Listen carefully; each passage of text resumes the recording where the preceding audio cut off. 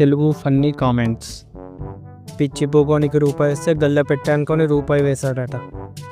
ఇంతకీ ఆ రూపాయి బయటకు వచ్చిందంటావా? అంటే అది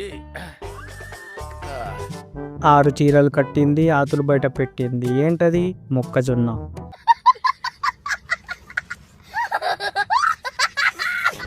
ఎర్రి పువ్వు వేటకు వెళ్తే పులి పువ్వు చూపించిందట. అంటే అన్నాడు కానీ ఆ ఊహ ఎంత బాగుందో. తెలివిలేని పువ్వు తెల్లార్లు మింగించుకుందట. అంటే తిక్కది తిరునాళ్ళకపోతే తొక్కి చంపినారంట. పతివ్రత గోరింటాకు పెట్టుకుంటే ఊర్లో వాళ్ళ మొట్టలు ఎరిపెక్కాయంట. స్థాయి వాళ్ళకి అర్థం కాదు, మాస్ వాళ్ళకైతే అర్థం కాదు. మినిమం డిగ్రీ చదువుకున్న వాళ్ళకి ఐఏఎస్ ఐపీఎస్ పెద్ద పై స్థాయి వాళ్ళకైతేనే అర్థం అవుతుంది. అదృష్టం అడ్డం తిరిగితే మొడ్డొచ్చి ముఖానికి తగిలిందట.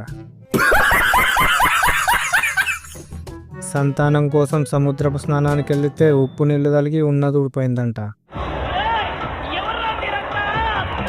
లేసినోడు లేకేడుస్తుంటే లెవ్వనోడు నూక లేక ఏడ్చాడంట.